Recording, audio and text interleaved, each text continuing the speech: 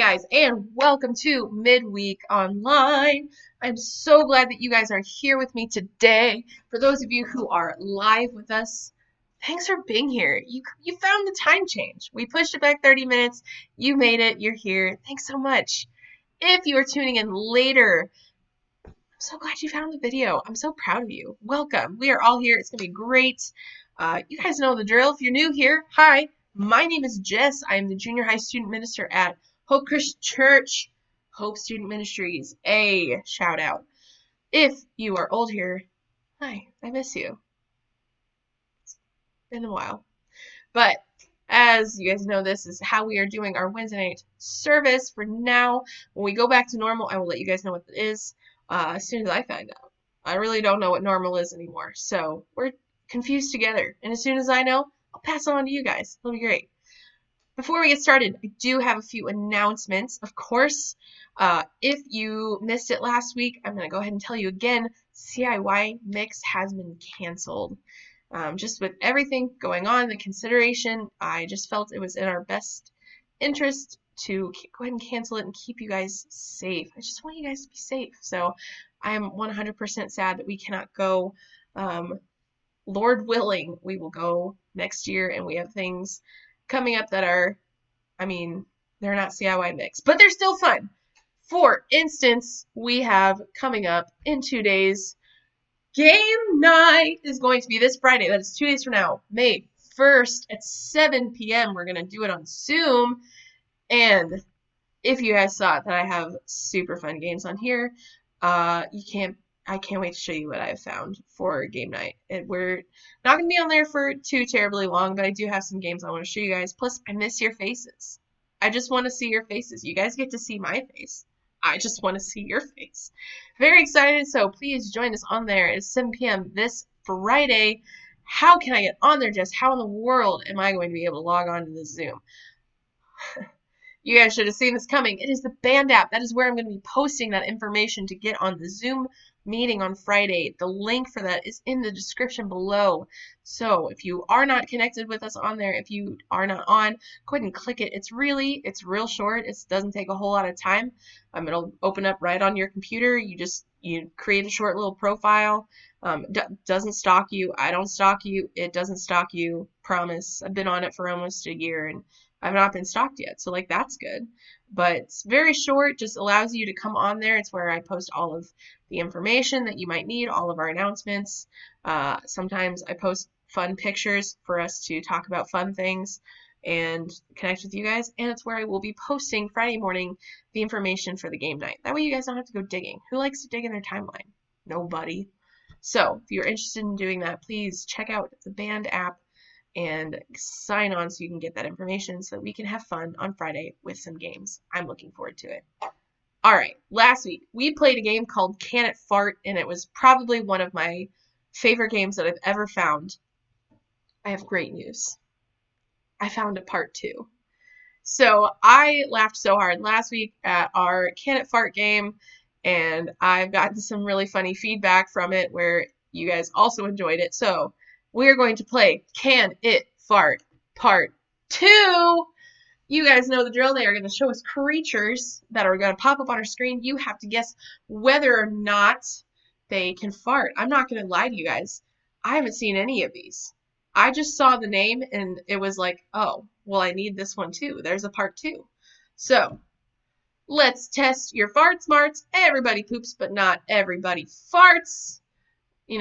That's all just what I said. So grab your family members, grab your siblings, grab maybe your dog. We know your dog farts. Anybody can smell that. So grab somebody with you, sit down, and let's guess which creatures can fart. First up, we have, what is that? That is a Portuguese man-o-war. Have you ever just, looked at an animal like this, like just something crazy, and you just look up at God like slow clapping, like, Only you could create something like that. I don't have the imagination for that. So good job, God, on creating it. But that's not what's under question right now. What's under question is, can this creature fart? It can't. That's fair. I don't even know where that guy's fart hole would be. There's a lot going on. All right, next we have A herring for all of you who love to fish. I know a student who loves to fish. I'm sure he would know this answer. I don't. I don't know if fish can fart or not. I really don't know much about fish, although whether or not this answer turns out to be that it can fart or not will forever change how I see fish in a fish tank. Because we all know, like, when you go through all the animals with your, baby siblings, and you're like, what does a fish say? Bloop, bloop. What are those bloops? We gonna question it here. Does it fart? It can fart. You're going to question those bloops in your fish tank now. You're welcome. All right, next we have hamsters. For those of you who have had hamsters, you might know this. So when they're making noises in the middle of the night, is it farting? You got to think back. I've never had a hamster, so I don't know this answer at all. So you know what? Let's find out. It can fart. Yep, so those noises you were hearing in the middle of the night from your hamster might have been its farts. You're welcome. All right, next we have, oh no, no. All right, fun fact about me, I have a big phobia of snakes. This is a coral snake. It's like so much of a phobia that I struggle to look at pictures of them, so I'm struggling. So let's get through this one quickly. Can this large animal tube fart? It sure can. That's great. Good for it. All right, next we have a goldfish. See, this is an actual fish tank fish. This is our classic. I've got a fishbowl in my room. Fish, can it fart? So, are those blue bloops in your fish tank fishy farts? No, it cannot fart. So, you're safe. Those bloops in your fish tank are mouth bloops. It's thought bubbles. All right, anyway. Next we have a parrot. Parrots, they can sound like us, but can they fart like us? That is the question here. Take a guess, because parrots cannot fart. It's fake. They can't really even talk. They're just mimicking us. They can make fart noises, but they can't actually fart. So, all right, next we have a millipede. Oh, some of these, like, these are all new to me too. I'm seeing these for the first time, and sometimes I picture like these animals farting, and it just like I just picture this millipede, like if it can fart, it just like farting and rolling up tight like a roly-poly. It's just rolling away. All right, we got to find out if it can fart or not. Oh, it can. Amazing. All right, what do we got next? We have a sloth. Can it fart? Sloths are really slow. I feel like if it could fart, it'd be like the slowest, most drawn out thing. Oh man. Oh, all right. Can it fart though? No, it can't. I bet if it could, it would make it go faster. Anyway, next we have a sea anemone. I actually think I said that right. Sea anemone. I did. Tight. All right, but can it fart? That's the question. See, we've seen this in movies. We know fish live in there. Can it fart? That's unfortunate if it can. All right, the answer is it can't fart. That's good because someone lives there. So that's another one of those creatures where you're just like, man, God, you did a good job thinking of new things. All right, next we have a unicorn. All right, so whether or not they're actually meaning like a real unicorn, like we know they're not real, but also I've never seen one, so I cannot confirm. Or if they're talking about this precious widow unicorn right here, can it fart though? That's the actual question. It can! So you can take that as this dog here in a unicorn costume or unicorns themselves. They fart. They do fart. So that is the end of that game. Thank you for playing. I learned a lot. I laughed a lot. Hopefully you guys did as well. It was a grand time. All right, so we're going to continue on in our rooted series, but before we do that, we are going to pray. So close your eyeballs, hands off your neighbor, hands off your keyboard, hands off your mouse. I see you over there. We are talking to Jesus. All right. Hey, Jesus, thank you so much for this day that you've given us, God. Thank you so much for your word. Thank you so much for this series where we get to learn more about how you can keep us rooted. We're in the midst of crazy change and weird situations, and no matter what, you are with us. Lord, thank you so much for being with us, and it's for loving us in ways that we can't even imagine. We love you so much, and it's in your name that we pray. Amen. All right, so last week we talked about our rooted series. We started off with how even through the changes of life, God never changes. We gave some different scripture promises about that. The main one being our last one, which was Hebrews 13:8. English is hard, which says that Jesus is the same yesterday, today, and forever. English is hard today, y'all.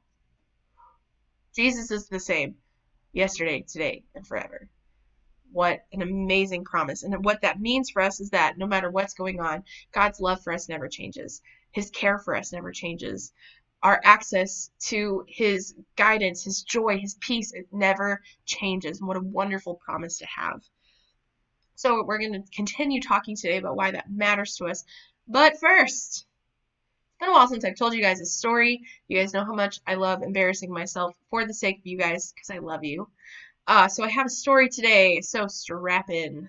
This story comes from a time over a vacation we really didn't get to celebrate this year. Spring break 2020, RIP. But this is spring break some years ago. I think I was a freshman in high school, maybe a sophomore, I don't really remember. But over spring break, my parents were taking us to this campground resort. When I say the word resort, I'm not thinking like a beach resort that's like fancy where you're like, ah, yes, this is paradise. It's a campground resort, all right? There's nothing fancy. It's just large.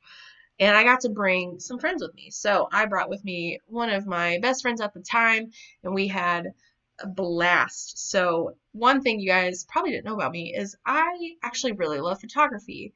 I love taking pictures. I love capturing the art in the moment. Something artsy and fancy there. But I'm mediocre at best. Really, it's just because I think it's fun. It's not because I'm good at it. I am working on skills, but really I'm just teaching myself and it's not getting any better. But I have fun doing it, so it's fine. And this is a love that I had even as a kid. So I had a camera when I was a kid, but it wasn't one of those cameras that you think like real photographers have where like, they're taking wedding pictures and they can like move their lens in their hand. When I was a kid, I had a rectangle called a point and shoot, and it had a wristband on it so that you could take it with you on the go. And it was basically for like capturing quick moments. So like when you're going to a theme park or something, just a very quick picture. Nothing fancy, nothing artsy. And it wasn't really what I wanted to use for our week at this campground. There's a lot of beautiful nature to explore, and we wanted to explore it, me and my friend. And so I didn't really have the camera for that, but you know who did? It's my parents. My parents were real estate agents. They often had to take pictures of houses so they could show other people. They had to be really nice looking pictures because you got to make the house look good if you're going to sell it. So they had a very large, very fancy camera. And I went to them and I said, I would love to borrow your camera throughout the week.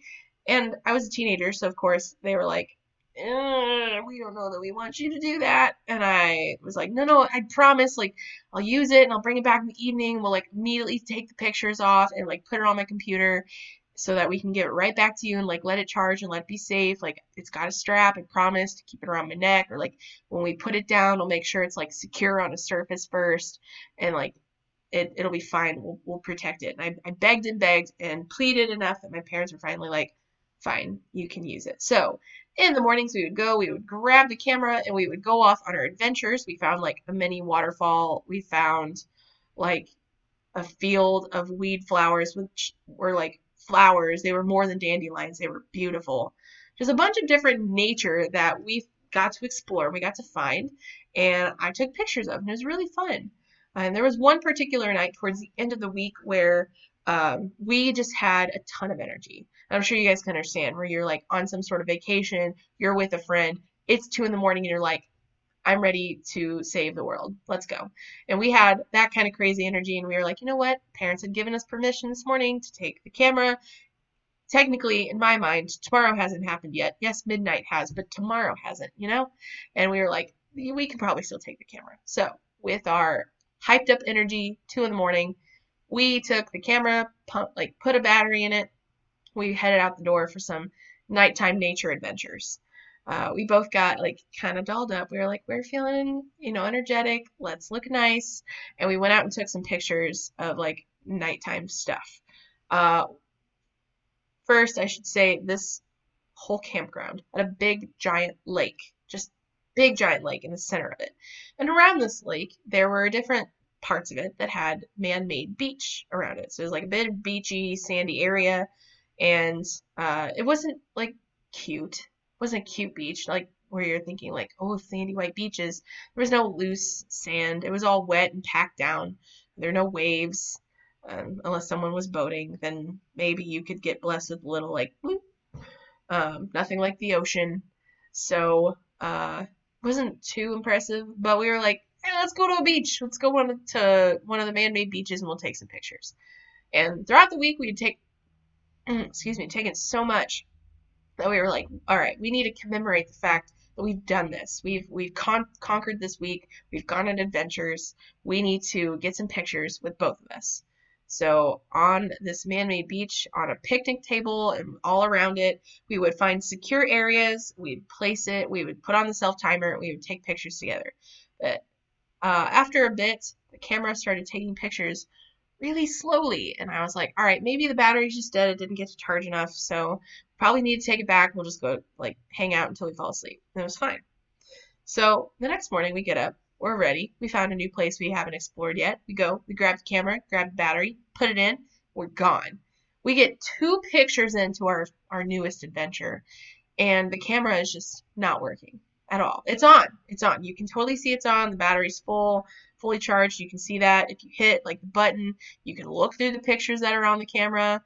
But to take down take a photo, it just would not do it. And I was like, I promised this wouldn't happen.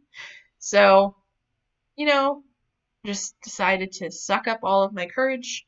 I took the camera back to my family and I took it to my mom and I said, hey, it stopped taking pictures. And after a lot of investigation, plugging it up, seeing if there were, too many photos, if we hadn't deleted everything off of it like we should, trying to find out what's wrong, I finally found out that it had stopped working and permanently because there was sand in the crevices of cameras that you don't know these crevices existed. I didn't know these crevices existed. These dark holes of the camera were filled with sand.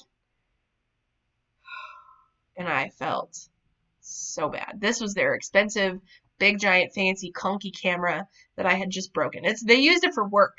This is their work camera. And I broke it. I broke their camera. And I felt so bad. I didn't even have money to pay them back. I felt so terrible for a while. I did so many chores and I was trying to every once in a while would try to dig in there and get some of the sand out while also not making it worse and ruining it more. And I just wanted to fix it. I just felt so bad. And I don't know if you guys have broken something like that like I have, but I know that that's how we tend to react when we think things are broken. We try to fix it. Or if we feel like something in our life is broken, we obsess over the fact that, it needs to not be that way. That thing is broken. We need to get it back to the way it was before. And I know that's a lot of what happens when we experience change. When there's change in our life, when things are constantly changing, it can feel like our normal is breaking. And when that happens, often we first try to fix it. This is new, this change, it's crazy, it's broken. I want to go back to the way things used to be. It's broken. Normal is broken. But the bad news here is a lot of times that's not possible. You can't go back. You're here now. You're not there. That happened. This is now. It's not possible to fix the normal of what normal used to be. And that can be a thing that makes change so upsetting, so frustrating, so sad, or just angering. When things change, it can feel like a story that we'd known forever had ended. Almost like, you know, God, why won't you come in and fix this? I know I've thought that. God, fix this. It's not normal. Like, we need to get it back to normal. Like, God's ending a story that you weren't even done reading yet. And it can often leave you feeling like you're not rooted. Instead of feeling rooted and safe, you feel frustrated and disappointment at the change that is so permanent in your life now. You might even feel like you aren't rooted securely at all anymore. And if you've ever felt that way, let me say first right now that you are not alone in that. You are not alone. You could point to any person in your life and they've been through some kind of a change where they have felt like their normal was breaking. Absolutely. And every person has experienced some kind of difficult or frustrating or painful change, and they've thought the same thing. That's why it's important to know that God has not changed. He never changes, and as everything around us is changing, he is constant. And while we know that that's a promise that we have, he's promised us something else. Because he hasn't promised to change it. But we can look in our Bibles to see what he has promised in those moments. When we look at our Old Testament, we can find a ton of stories that show how our favorite Bible heroes have handled changes in their own lives. And I think the worst over everything, over all changes of all time, goes to a man named Job. You can find him in the book of Job. And this dude lost his kids, his house, his property, all but like 4 of his servants, all of his animals, like all of his money in a span of 20 minutes, maybe 20 minutes. Or like 4 servants are running in at a time where it's like, boom, your kids died. Boom, you lost your house. Boom, your wealth is gone. Boom, all of your property's on fire and it's destroyed and everything's gone.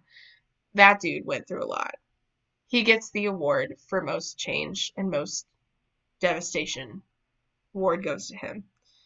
But I think it's not a mistake that God has in our Old Testament all of these stories leading up to Jesus of changes that we go through in our lives where they can relate. We can relate to them through changes that our favorite Bible heroes have gone through. And every time someone goes through a change, God gives his promise every single time. And we're going to look at a few of those right now. So the first one comes from Joshua 1, 8, and 9. You guys probably recognize this. It says, study this book of instruction continually, meditate on it day and night, so you will be sure to obey everything written in it. Only then will you prosper and succeed in all you do. This is my command. Be strong and courageous. Do not be afraid or discouraged, for the Lord your God is with you wherever you go. The next one comes from Isaiah 41:10, and it says, don't be afraid, for I am with you. Don't be discouraged, for I am your God. I will strengthen you and help you. I will hold you up with my victorious right hand. The next one comes from Deuteronomy 31:6, and it says, so be strong and courageous. Do not be afraid and do not panic before them, for the Lord your God will personally go ahead of you. He will neither fail you nor abandon you. This next one is out of Jesus' mouth directly, and it says,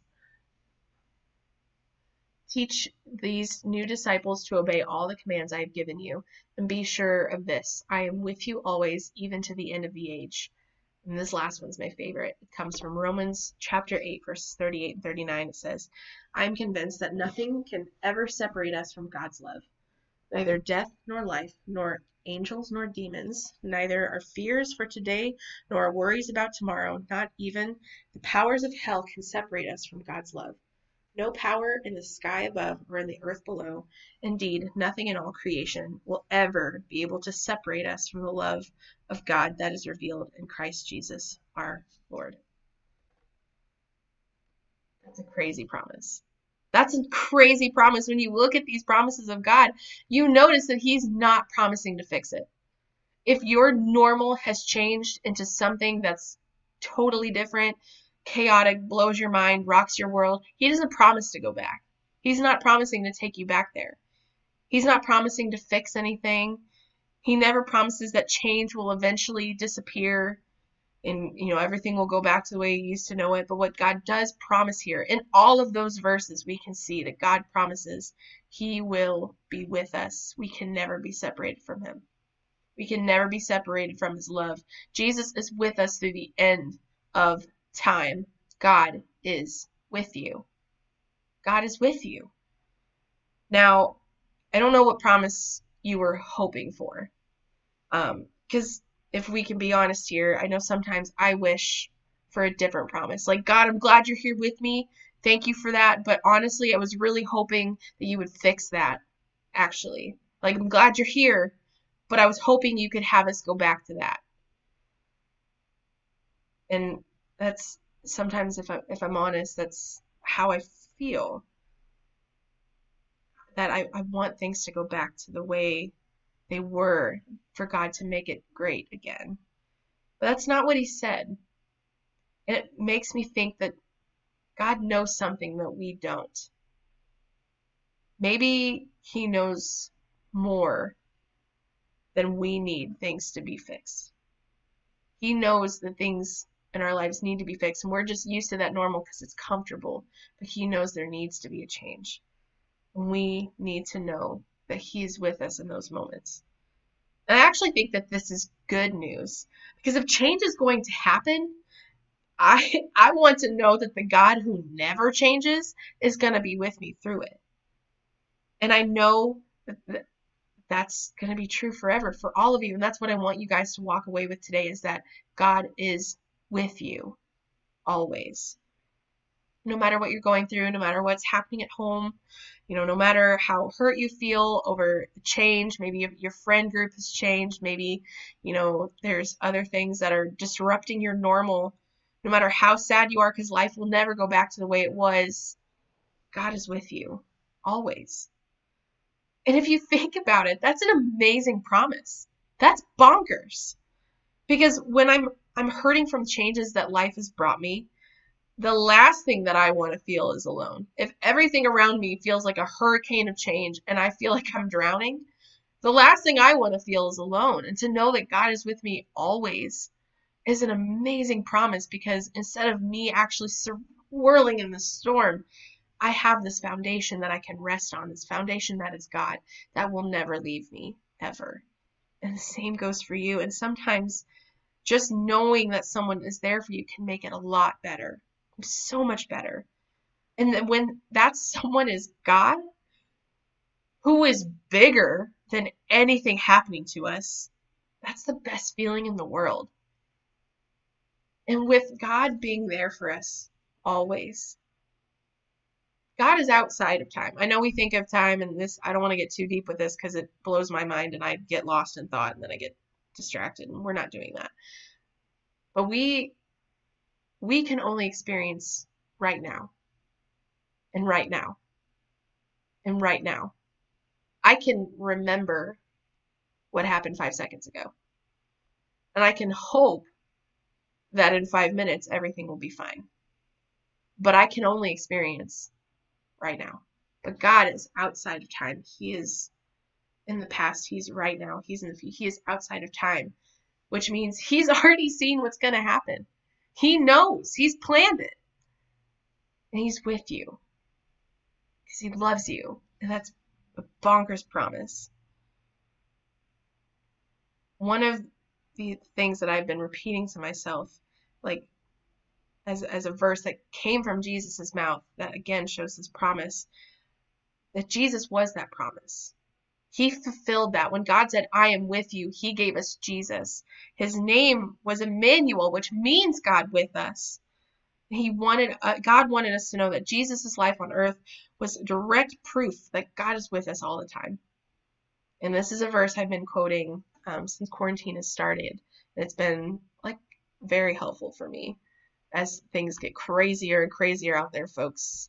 Comes out of John 16:33, and it says, I have told you all this so that you may have peace in me. Here on earth you will have many trials and sorrows, but take heart, because I have overcome the world. What an excellent promise. Jesus didn't shy away from the fact that we'd be facing troubling changes in life. He told us to take heart, to have courage, to remain strong. Don't be afraid. Have courage, because he has overcome the world. In other words, we can stay rooted in the fact that there is no change, there is no trouble that is so big that God can't take care of it.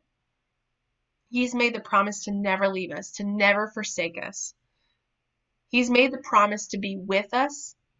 And when we're rooted in the truth of that promise, we can find courage to face any difficult challenge or circumstance.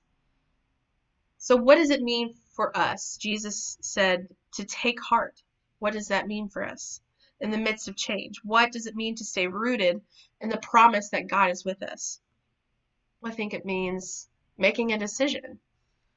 First, you have to choose to simply make that decision. You have to choose to make the decision to trust God in the middle of your difficult situation. You have to choose that in your brain. You have to trust that the situation didn't take God. God is not surprised by this change. You have to trust that. You have to trust that God is with you. And then you have to make one more decision. The decision to change your perspective. Choose to believe that God's promise of being with you is bigger and better than anything else that he could do, because he could change that. But instead, he's with you. I'd rather him be with me. I'd rather know that he's here with me no matter what. Choose to believe that his presence will help you and get you through whatever it is that you're going through right now. Choose to believe that his presence can keep you rooted through whatever changes you're facing, changes that you're facing right now, whatever challenges you're going through. Remember that God is with you, and that promise can carry you through any seemingly broken situation in your life. So as we close tonight, I want you guys to kind of be thinking about this question this week. And that is, what is one thing that you wish God would fix in your life right now? And maybe where can you see that God is with you in that? So thank you so much for joining this week. I'm so glad that you guys were here. If you would like to be a part of that game night on Friday, again, band app, got to be on there. For those of you that are already there, I will be posting it Friday morning so that we can get ourselves prepped, revved up. We're starting at 7, so before then you can get your popcorn, maybe like a soda or water. I drink water or coffee. Maybe I'll have coffee. It'll be a great time. So you guys don't want to miss out. Come join us. It's going to be a blast, and I cannot wait to see you guys then. But for Midweek Online, I will see you guys next week. Have a great rest of your night.